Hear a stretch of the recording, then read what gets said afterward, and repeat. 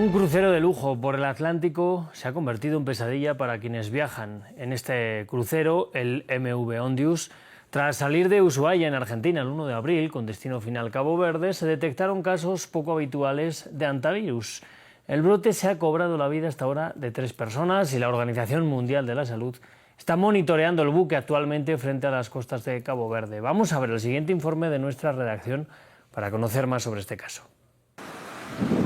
Este es el crucero en el Océano Atlántico con 7 casos confirmados o sospechosos de portar el hantavirus. 3 pasajeros ya han muerto producto de su propagación, por lo que la Organización Mundial de la Salud baraja diversas hipótesis sobre la transmisión del virus. Nuestra hipótesis de trabajo, dada la cronología, los casos sospechosos que son 6 o 7, el paciente inicial, el caso inicial y su esposa que embarcaron en Argentina y considerando el periodo de incubación del hantavirus, que puede ser de 1 a 6 semanas, suponemos que se infectaron fuera del barco. Sin embargo, creemos que puede haber transmisión de persona a persona entre los contactos muy cercanos, el esposo y la esposa, personas que compartieron camarote, etc. Sin embargo, según la OMS, el hantavirus se transmite principalmente por roedores, pero en raras ocasiones puede transmitirse entre personas.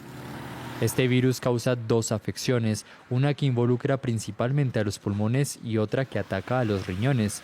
La primera es la que recibe mayor atención debido a su alta tasa de mortalidad, cercana al 40%.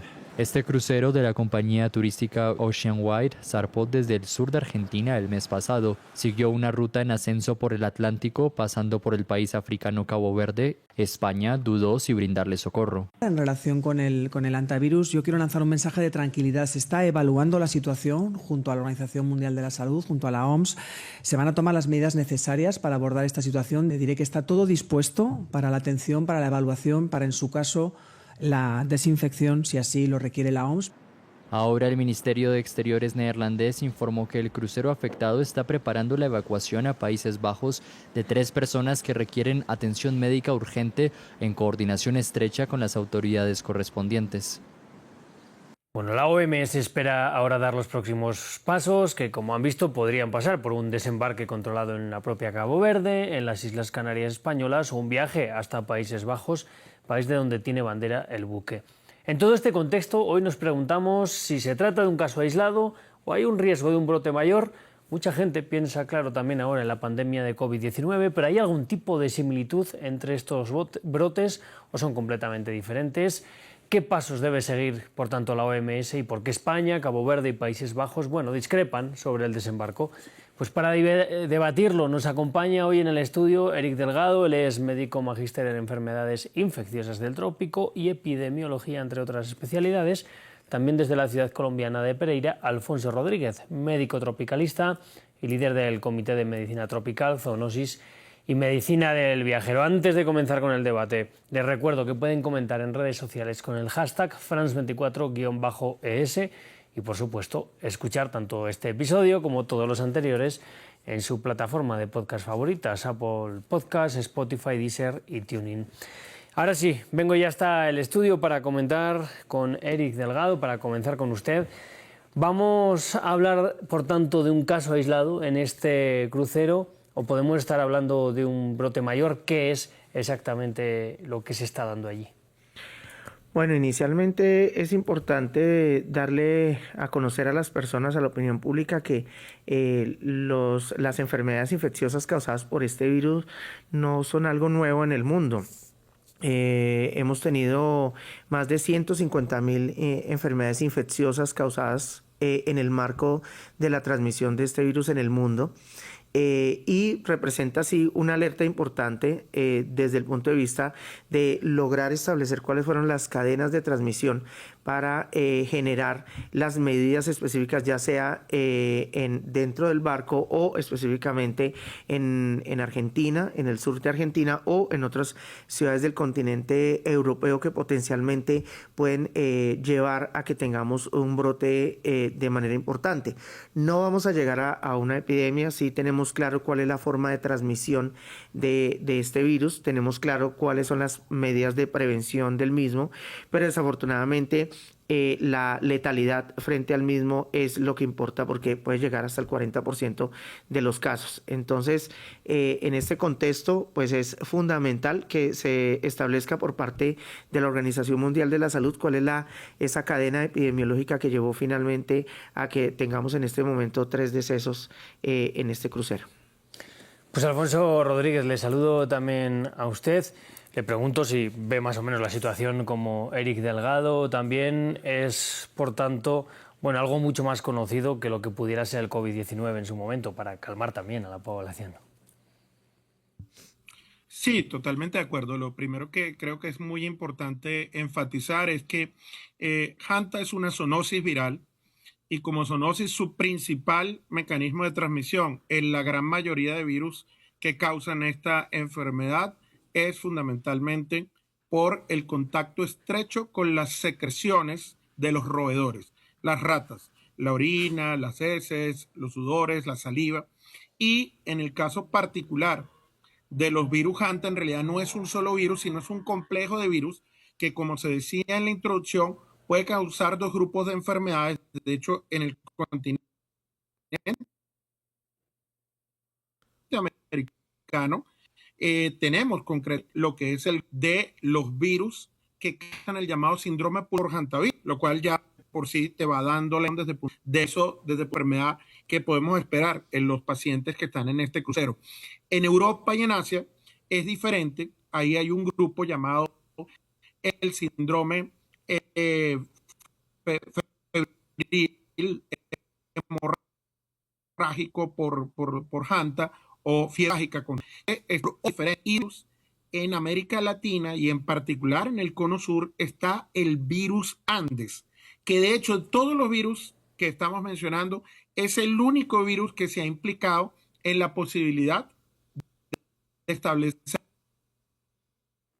Pues estamos teniendo mala conexión con Alfonso Rodríguez. Mientras intentamos solucionarlo, vuelvo aquí con Eric Delgado al estudio. Eric, estábamos entendiendo de lo que nos decía Alfonso también, que hay diferentes tipos de posibilidad de infección. Se habla de de que en el cono sur está, si no me confundo, hay un tipo de rata en concreto que es la que estaría pudiendo transmitir este virus.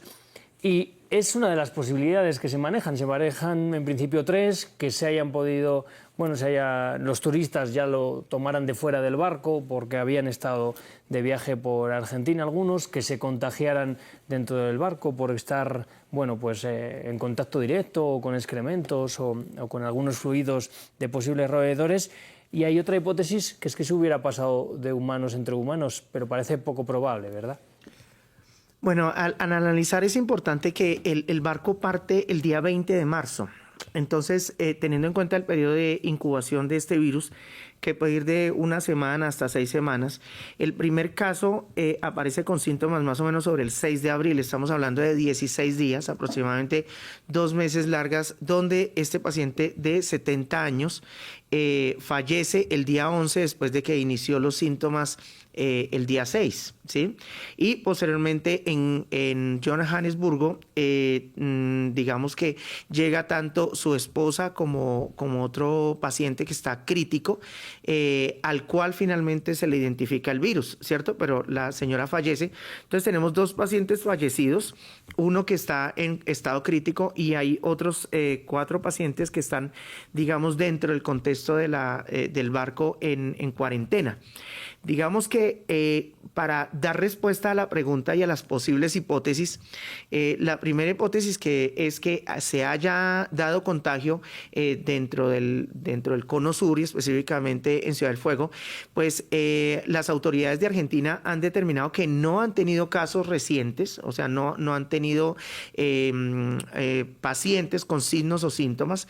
Las características del ratón de cola larga, que es el que transmite, digamos que este tipo de virus, hay una familia grande de hantavirus que están asociados, y en el cono sur, digamos que está este virus que conocemos como virus de los Andes, entonces que sí tiene la capacidad de transmitirse de persona a persona, a diferencia de los otros hantavirus. Entonces, digamos que es muy poco probable si no tenemos más casos en Argentina, primero.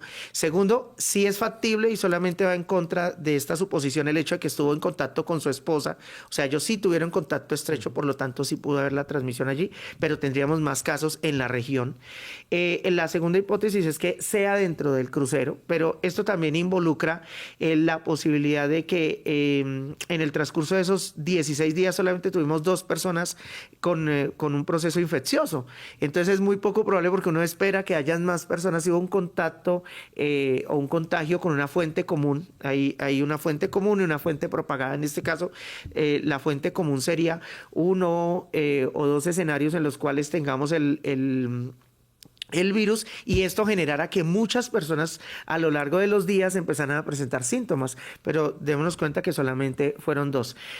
Con respecto a lo que dice digamos, la directora para epidemias de la Organización Mundial de la Salud, yo pienso que es muy poco probable que haya sido inicialmente dentro del barco. Puede ser que ellos tuvieron contacto inicialmente dentro de otro escenario y que potencialmente pues estaban asintomáticos, obviamente, en el momento en que llegaron, y esto ha llevado finalmente a que tengamos este contexto. La enfermedad se presenta en los 2 cuadros, se presentó pulmonar y eso es muy importante porque, como lo decía mi colega, tenemos un hantavirus que se conoce como el viejo mundo y un hantavirus del nuevo mundo. Y a lo largo de América, por ejemplo, la primera descripción o de las primeras descripciones están en los brotes que se presentaron en Canadá, donde este virus se conoce como el virus sin nombre, por ejemplo, ¿sí? Entonces pueden haber estas condiciones que se nombran como ecoepidemiológicas, donde tengo un huésped susceptible, ¿cierto? Tengo un virus y tengo un escenario en el cual hubo la posibilidad de la transmisión del virus en este escenario de estos pacientes. Pienso que no van a haber más casos. Yo creo que hoy estamos a 5 de mayo y ya se han tomado todas las medidas de control epidemiológico dentro del barco. Sin embargo, recordemos que el periodo de incubación puede ir hasta 6 semanas, entonces hay que estar siguiendo los casos, pero puntualmente los 3 casos iniciales, contando el caso que está en Johannesburgo, que es importante tener en cuenta que no está, que al único que se le ha aislado el virus es a él, ¿cierto? A los otros casos todavía no tenemos ese aislamiento viral para determinar que todos los casos sí corresponden a hantavirus. Eso también hay que tenerlo en el contexto del análisis de este caso. Pues vuelvo con Alfonso, que parece que hemos recuperado una mejor conexión con él. Nos dice Eric Delgado que él piensa que quizás la hipótesis para él más clara es que se hayan podido contraer el virus fuera del barco. ¿Cree usted también, o quizás todavía es demasiado pronto para ver qué es lo que ha podido pasar? Bueno, aunque ciertamente va a ser difícil establecer justamente el origen real, es extremadamente raro el hecho de que haya sido en el barco, por varias razones. Primero, ya se mencionó el periodo de incubación. Y luego, como ya se ha comentado, también es importante decir que, en efecto, esto es una zoonosis viral y el principal mecanismo de transmisión es la exposición a ambientes donde está o donde ha estado, de hecho, el roedor. A veces la gente dice, no, pero es que yo nunca he visto un roedor, nunca lo agarré, nunca tuve contacto, pero si uno está, por ejemplo, en una zona rural donde el roedor dejó la orina, dejó sus heces, dejó la saliva, esa exposición es posible. Entonces, en este tipo de entornos puede ocurrir.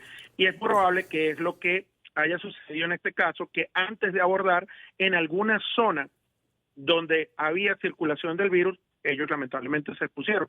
Sin embargo, es importante también decir, y como se ha enfatizado por lo menos de cierta manera, que en el propio lugar donde embarcaron, en Ushuaia, allí, en esa zona, no se ha confirmado previamente y no se considera realmente una zona específicamente de transmisión de hantavirus, si bien de hecho hay muchas provincias donde circula no solo hantavirus en general, sino específicamente este tipo de virus, el virus Andes, que es uno de los causantes del síndrome pulmonar por hantavirus y que además es el único de los hantavirus que se puede transmitir de persona a persona, que se ha reportado, por ejemplo, en otras zonas como Chubut, Río Negro, Neuquén, y es importante tener presente que, pues, en realidad la posibilidad de que exista otras formas de exposición, pues en el barco es poco probable. Se ha hablado de la posibilidad de que hubiesen roedores dentro del barco, pero hay que también recordar que no son todos los roedores. Ya se mencionaba también este aspecto,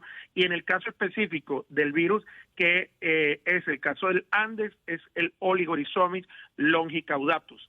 Otros roedores también tienen hantavirus, pero no son todos los roedores portadores de hantavirus, y eso hay que tenerlo presente, especialmente hablamos de roedores de tipo silvestre. Quiero seguir con usted, ya que hemos estado un poquito más con Eric Delgado, y le pregunto como alguien que no es ni doctor ni científico. Ambos han hablado de que no se han reportado al menos casos en la región de Ushuaia, de donde partió el barco. ¿Podría darse que los habitantes de esa región, que quizás puedan estar más familiarizados con el contacto al virus, no sé, hayan desarrollado algún tipo, no sé si de inmunidad, o mayor resistencia al virus, y que hayan podido turistas pues contraerlo y no los habitantes de la zona? Bueno, en realidad eso es difícil de establecer y hay que recordar varias cosas. La primera, cuando una persona sufre una infección por hantavirus y sobrevive, es decir, no va a tener un desenlace fatal como lamentablemente ya ocurrió, ciertamente se van a desarrollar anticuerpos neutralizantes. ¿Y eso qué quiere decir? Quiere decir que vamos a tener una respuesta que puede ser duradera, probablemente por vida, y de esa zona no hay realmente tampoco estudios para conocer, por ejemplo, lo que nosotros denominamos estudios de seroprevalencia, y es decir, conocer si ha habido una exposición previa.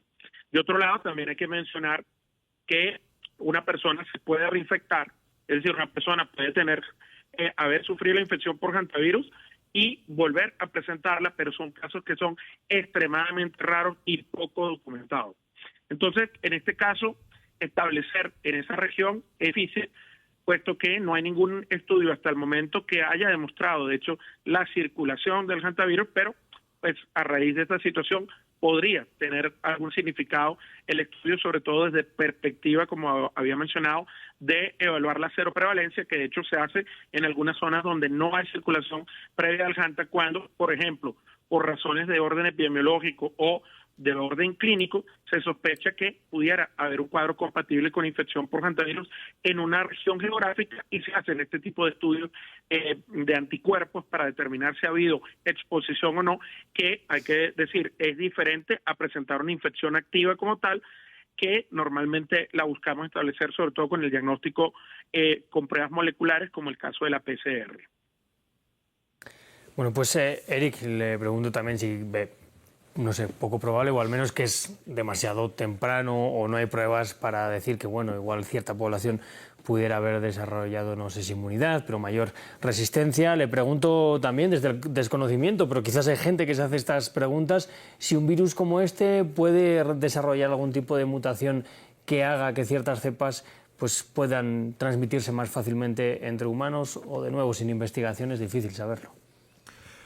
Bueno, pues estudios de seroprevalencia de hantavirus no conozco, pero sí es claro y es importante tener en cuenta que las personas que han estado expuestas a hantavirus y que en este momento se estudian o podemos determinar si tienen anticuerpos, probablemente los anticuerpos neutralizantes juegan un papel muy importante. Es muy similar a los anticuerpos que registraron los pacientes de COVID-19 en su momento y que jugaron un papel importante en los casos en los cuales no hubo gravedad, digamos, de la enfermedad.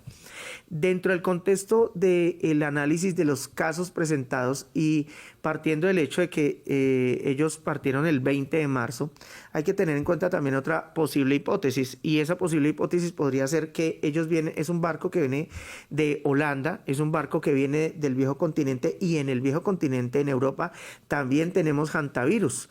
El barco tiene 149 tripulantes, de esos 149 tripulantes, 66, si no estoy mal, hacen parte, digamos, de las personas que trabajan y que están inherentemente en el barco, y si vemos las personas afectadas, vemos que hay 2 o 3 personas que hacen parte del grupo de viajeros, pero el resto de personas que están enfermos son personas que son tripulantes, o sea que potencialmente vienen o pueden haber adquirido el contacto con el virus previamente en otra región diferente al punto de partida, y eso es importante por el tiempo de incubación del virus, 6 semanas atrás, o sea, podemos devolvernos hasta febrero, dónde estaba el barco en febrero, y potencialmente ahí podemos tener también otro escenario de análisis. Oiga, esto no estamos partiendo en Argentina porque no hay las condiciones, y como ellos han sido muy enfáticos desde el Ministerio de Salud de Argentina, no se han presentado casos allí. En Argentina, en diferentes regiones, en Buenos Aires, Santa Fe, se han registrado casos, pero no casos que lleven, digamos, a brotes así de esta manera, y digamos que en el sur del continente y específicamente del país no se han presentado casos. Entonces, pienso que sí, las personas pueden llegar a tener contacto, y si no se registran casos de mortalidad, pues potencialmente sí, se montan unos anticuerpos como cualquier respuesta de cualquier ser biológico frente a este tipo de virus, pero en el escenario de los pacientes que tenemos expuestos, ellos no tenían previa exposición a este virus, y por lo tanto pues generaron toda esta serie de cuadros pues de neumonía severa que finalmente llevó al deceso de los pacientes. Bueno, pues Eric Delgado nos hablaba antes de los pasos a dar. Ya podemos decir que España, a petición de la Organización Mundial de la Salud, finalmente va a acoger al barco en las Islas Canarias. Se darán más adelante los detalles, los dará el gobierno español, pero quiero aprovechar para hablar también con nuestros invitados sobre los pasos a dar, sobre cómo se controla un virus como este, qué se hace en estos casos.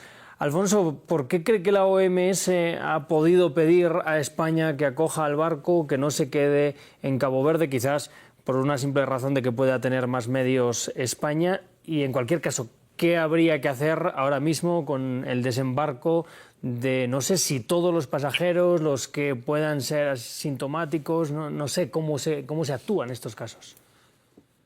Bueno, hay varias cosas importantes que hay que decir, ¿no? Primero que nada, si bien en este momento todavía las investigaciones están en curso, es importante tener presente que el manejo de este brote tiene que ser asumido como una infección respiratoria que en este momento tiene indicios, tiene sospechas de que puede ocurrir de persona a persona. Y más aún por el antecedente que ya sabemos, ciertamente que en el caso particular de Andes virus, esa transmisión previamente se ha comprobado de persona a persona. ¿Eso qué implica en el ámbito sanitario? Esto implica que es muy importante un uso adecuado de equipos de protección personal, tal como, por ejemplo, se hace con otras infecciones respiratorias que pueden ser severas o graves, como de hecho ocurría con el caso del COVID-19, pero también con otros virus que pueden transmitirse por vía respiratoria. Esto quiere decir que la preparación por una parte es muy importante, las instalaciones, equipos, todo aquello que permita hacer lo que llamamos el control de infecciones, evitar justamente que vaya a haber una exposición innecesaria, de hecho, al personal de salud. Entonces tiene que haber toda una serie de precauciones estándar por gotículas, el uso de mascarillas quirúrgicas, respiradores N95, guantes, bata, protección ocular que incluya gafas o incluso caretas, porque, como decimos, Andes virus es un virus que tiene potencial de transmisión persona a persona, y por esta razón hay que considerar el aislamiento y el uso riguroso justamente de equipos de protección personal.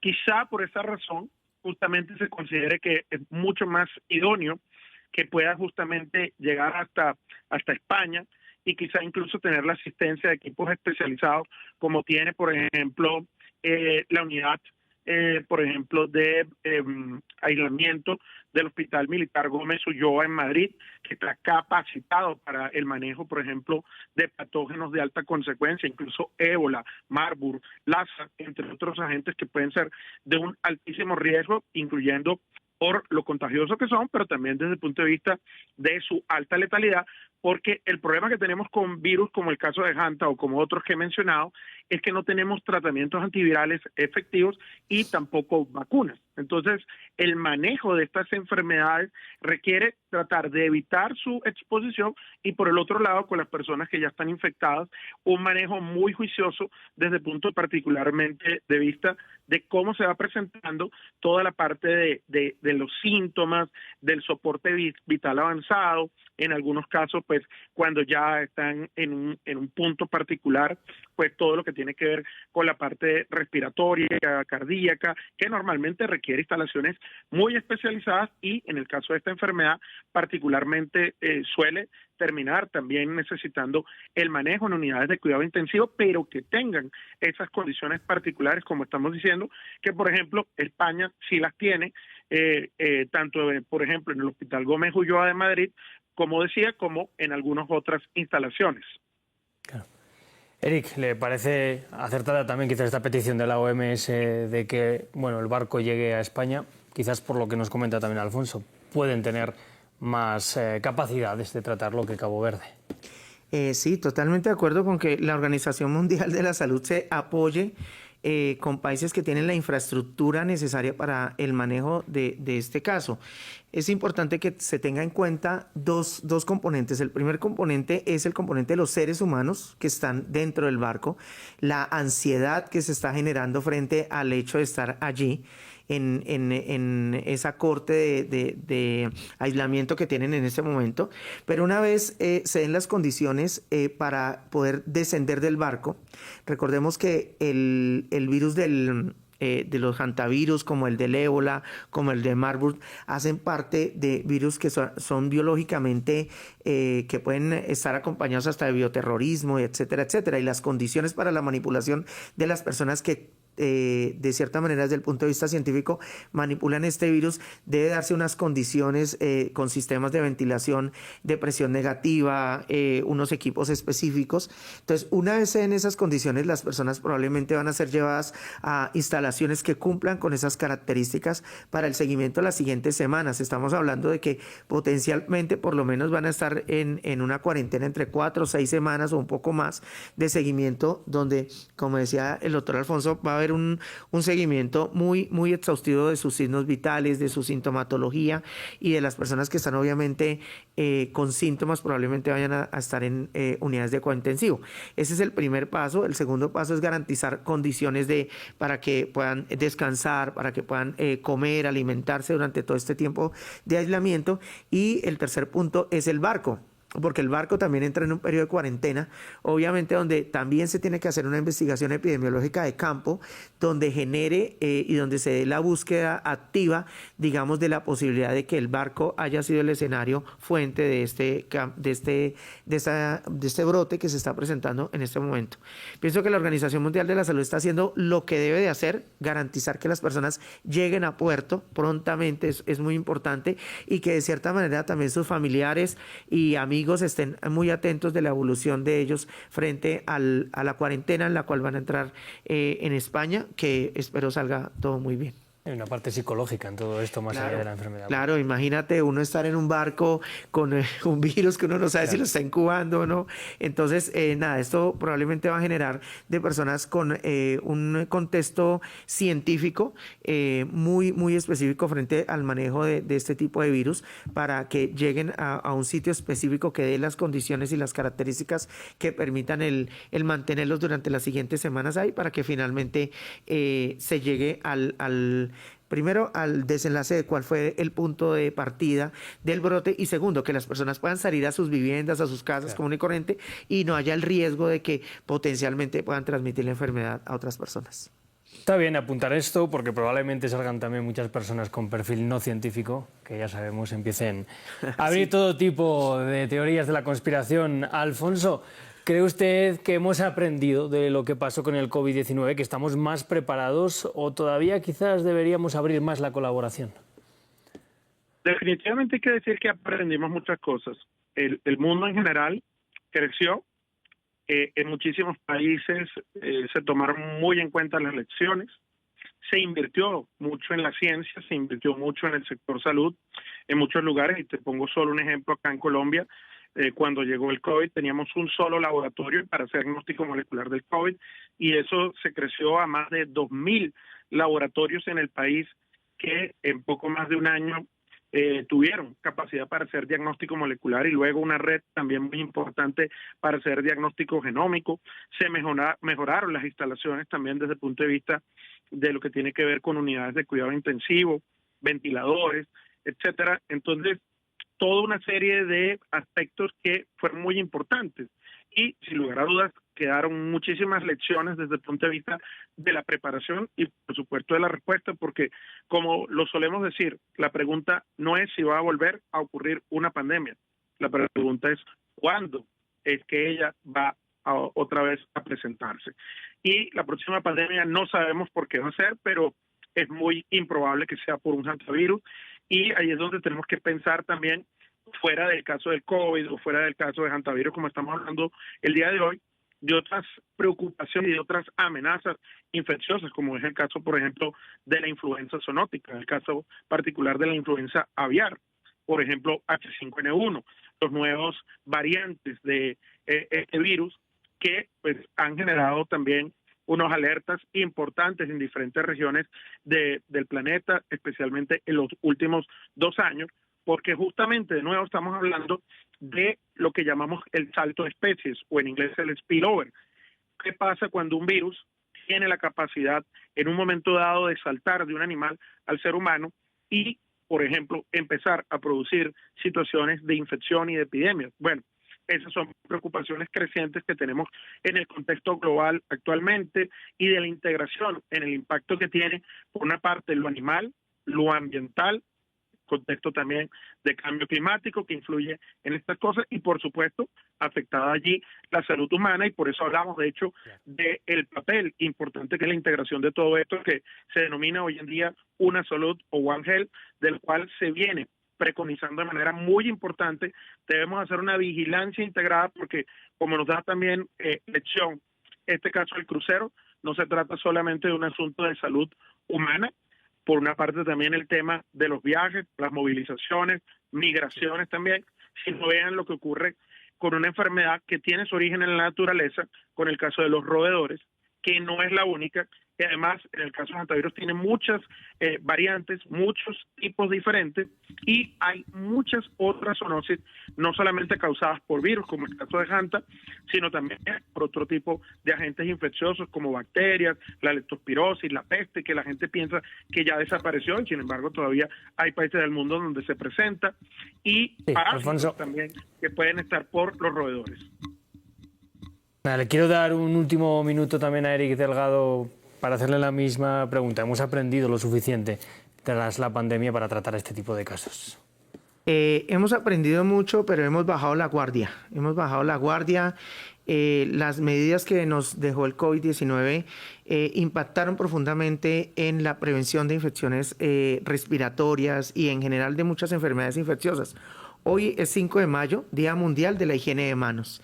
Y una de las principales formas de prevención frente a este tipo de virus, y en general virus respiratorios, virus gastrointestinales, es la higiene de manos. 1 de cada 2 infecciones se previene con hacer una adecuada higiene de manos, y creo que dentro del contexto de lo que aprendimos se nos ha venido olvidando que esta estrategia es fundamental para la prevención de la transmisión de estos virus. Invitar a las personas muy atentamente a que en sus casas, en sus viviendas, los roedores están en cualquier sitio y potencialmente pueden transmitir no solamente este virus, hay otras serie de bacterias como la leptospira, salmonela, que se pueden transmitir a través de los roedores, y es muy importante que estén muy atentos en la limpieza y desinfección de sus viviendas y de sus casas. Muchas gracias. Pues Eric Delgado, nos quedamos con este llamado. Muchas gracias por acompañarnos aquí en este estudio de France 24. Gracias. También Alfonso Rodríguez, muchas gracias a usted por acompañarnos hoy aquí en este espacio. Un gusto. Nosotros nos despedimos así, les damos las gracias también por vernos, no sin antes agradecer a nuestra jefa de edición, Laura Garzón, también en la producción de invitados, Melissa San Miguel, y todo el equipo de luces, cámaras y sonido. Seguimos con más en France 24.